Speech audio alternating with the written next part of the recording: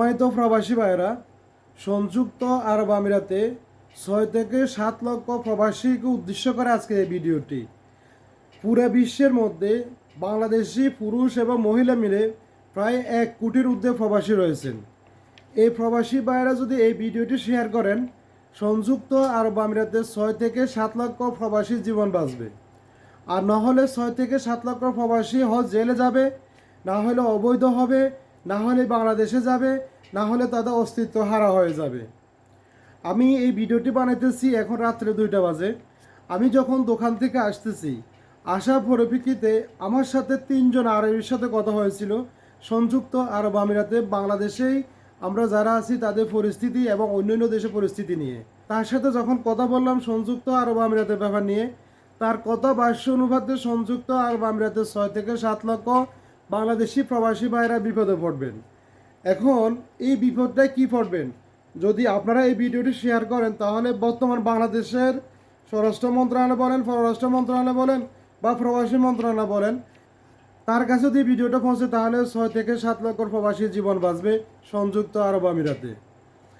আপনারা অবগত আছেন কিনা জানি না, ইতিমধ্যে কিছুদিন আগে আপনি শুনেছেন যে ভিসার রিনিউয়াল হচ্ছে না। এটা আপনারা কিন্তু শুনেছেন, আপনারা সবাই এটা কিন্তু জানেন।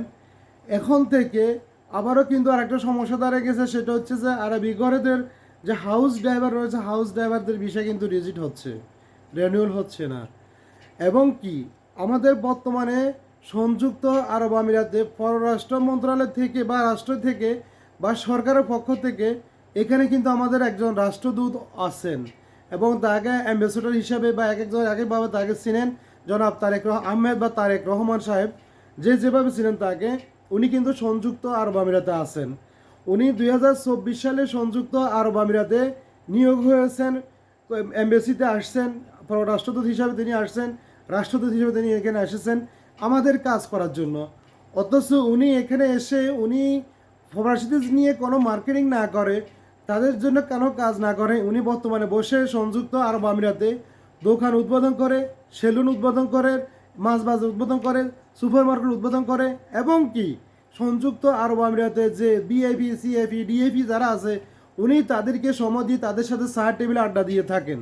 কিন্তু আমাদের সংযুক্ত আরব আমিরাতে যে প্রবাসী বাইরা রয়েছে, মাঠে গ্রামে অঞ্চলে যারা রোদের মধ্যে কাজ করতেছে, লেবার কাজ করতেছে, তাদের এই পর্যন্ত কোনো খবর নাই। 2024 সালে যখন উনি এখানে এসেছিলেন, তখন ওই সময় বাংলাদেশে একটা ছিলেন যে নক্ষত্র, তিনি হচ্ছেন ডক্টর ইউনুস।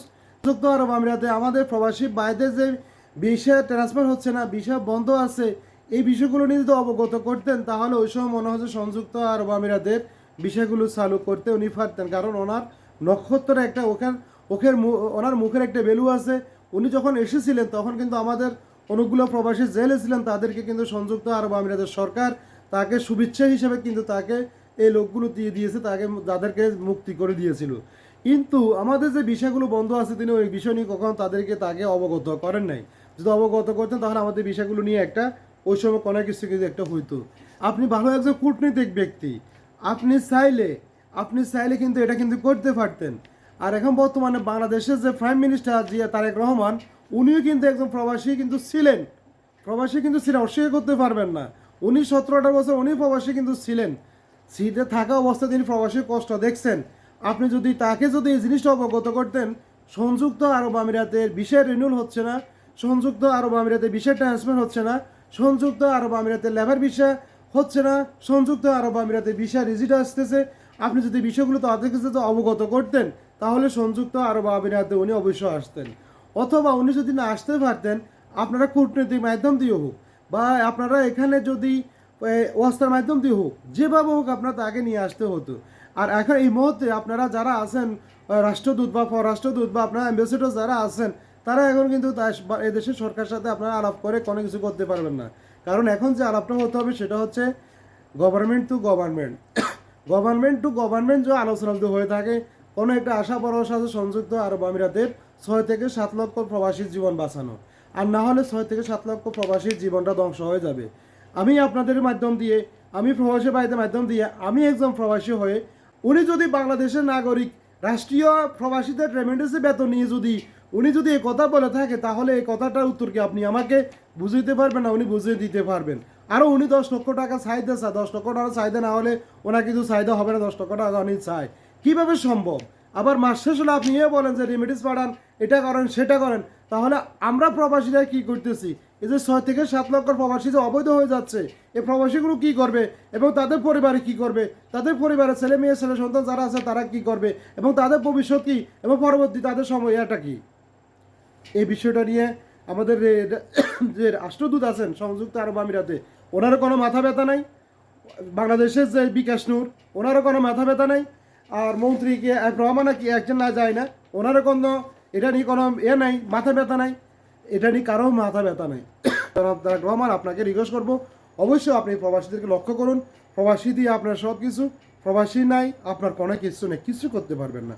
আপনার ফ্যামিলি কার্ড, আপনার কৃষক কার্ড, আপনার সার কার্ড, আপনার জমিন কার্ড, প্রবাসী কার্ড, গর্ভ কার্ড, ভাতা কার্ড, এই কার্ড, বৃদ্ধ কার্ড, জওয়ান কার্ড, যত কার্ড আছে কোনো কার্ড আপনি কিছু করতে পারবেন না।